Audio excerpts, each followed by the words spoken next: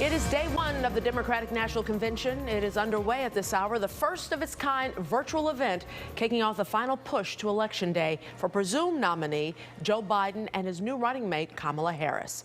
Tonight's theme, We the People. Democrats are looking to unify the party with keynote speeches from Senator Bernie Sanders and former First Lady Michelle Obama. WGN political reporter Taman Bradley is here to catch us up on what's happened so far this evening. Taman? Yeah, Ben and Micah, it is happening right now. The Democrats opened their convention with multiple national polls showing Joe Biden with a big lead over President Trump, although the battleground states show a closer race. The convention was gavelled to order virtually shortly after 8 p.m. Central Time. We are America! Opening night of the first ever virtual national political convention. The event was supposed to be held in Milwaukee, but it was driven online due to the pandemic. Instead of delegates on the convention floor, Democrats have come up with a 4-night made-for-TV spectacle culminating on Thursday with Joe Biden accepting the Democratic nomination for president. Tonight's theme, We the People, a message of unity. We the people. We the people. We the people. Host Eva Longoria opened the program by tossing to average Americans who shared their stories of life in a pandemic. The featured speaker tonight, former First Lady Michelle Obama, who was tasked with vouching for Biden's competency and character. He was a terrific vice president. He knows what it takes to rescue an economy, beat back a pandemic, and lead our country. Obama also seeking to contrast Biden with President Trump. He listens. He will tell the truth and trust science. He will make smart plans and manage a good team. And he will govern as someone who's lived a life that the rest of us can recognize. Illinois Democrats held an online chat focusing on the important Democratic constituency of labor. And whether we're talking about a living wage, whether we're talking about card check, the membership efforts, or protection in the workplace, time and again, we've got to come back to basic principles. Chicago Mayor Lori Lightfoot joined Biden for a panel on racial justice. Really, it's about economic empowerment, because if people are lifted out of poverty and they are given an opportunity to feel a stake in their own future, that goes a long way. The man Democrats hope to beat in November, President Trump, traveled to the battleground state of Wisconsin. Before heading there, he mocked the Democrats' online program. You know, I noticed at their convention tonight, these are all taped speeches. Michelle Obama, her speech is taped. Why don't they tell me that? I'll tape my speech. Next week I'll tape it. It's a lot easier. Also tonight, a moment of reflection. The family of George Floyd greeted the online audience to remember Black Lives Lost. But George should be alive today. Breonna Taylor should be alive today. Ahmaud Arbery should be alive today. Eric Garner should be alive today. Stephon Clark, Tatiana Jefferson, Sandra Bland, they should all be alive today. So it's up to us to carry on the fight for justice. That a note, Micah and Ben, to the moment we're all living in right now. Definitely so. So joining our discussion now with Taman is WGN political analyst Paul Lisnek. Good evening, Paul. Hey, guys. First of all, guys, it obviously was a total different feeling tonight with the virtual and Eva Longoria being your monitor, who is not only an actress, but she is an activist.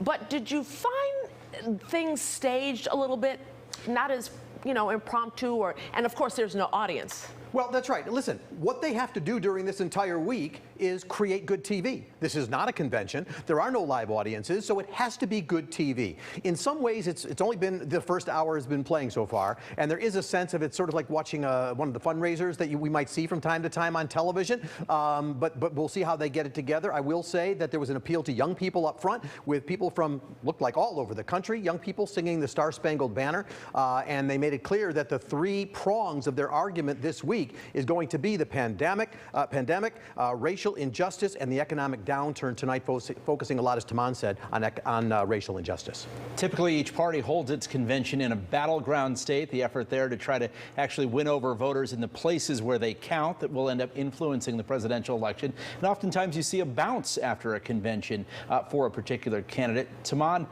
do we even know how all of this might play out in the weeks to come, whether or not this will matter, or will voters see this as kind of a highly scripted infomercial? Well, it is a highly scripted infomercial, which is the best case scenario, ironically, for the Democrats, because you can manage the message. You won't have any funny business on the convention floor.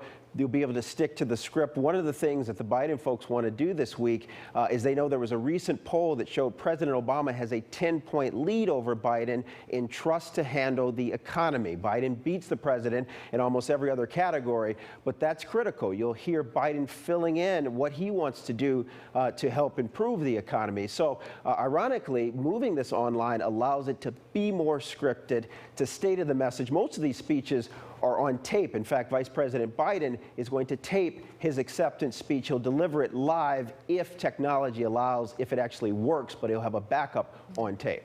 Speaking of Joe Biden, you usually don't see the presumed candidate until the very end of the convention. But we saw Joe Biden conducting kind of a roundtable, including our very own Chicago Mayor Lori Lightfoot. What was the point of that? Well, I think, listen, he's making an appearance. It is unusual to see him before Thursday night when he gives his speech, but he's been getting some heat with regard to some of the gaffes he's made on the topic of racial injustice. So we're seeing him as he shows up, as you said, in that panel with Mayor Lightfoot and others dealing with that topic. So I think this is Joe Biden's effort to show compassion, to show that he cares about these issues. And, you know, in many ways, this is a good thing for Joe Biden because he's not the greatest in front of a crowd, but in terms of his emotions, in terms of his reaching out, he's very effective in that realm. And this is giving him the opportunity to do that.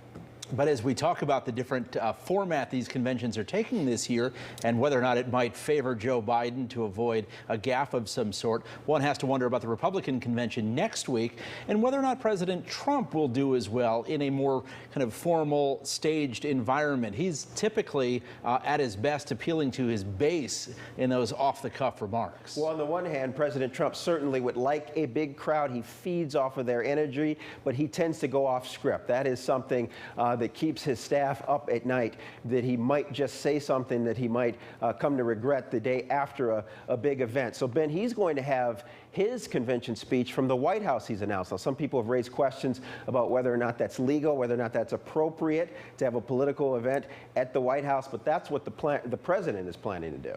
And we've hearing that Bernie Sanders will be speaking tonight, Amy Klobuchar. We saw George Floyd's family speak a little while ago, and it will be culminated, of course, tonight with Michelle Obama.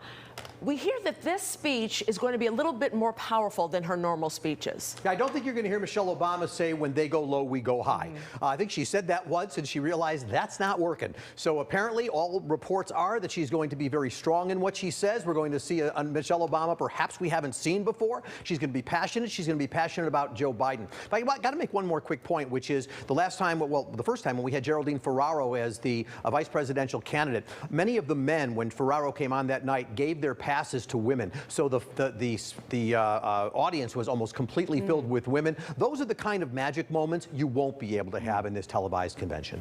Interesting to note, though, we will have a couple of Republicans speaking at the Democratic National Convention as they distance themselves from President Trump. We'll watch it in the days to come. Paul Lisnek, Taman Bradley, thank you. Thank you, guys. And we will have complete coverage of the Democratic National Convention all week long. Tomorrow night's agenda includes speeches from Congresswoman Alexandria Ocasio-Cortez, former President Bill Clinton, and Dr. Jill Biden. And you can always get the latest at WGNTV.com/election. And a reminder, the Republican National Convention begins next Monday.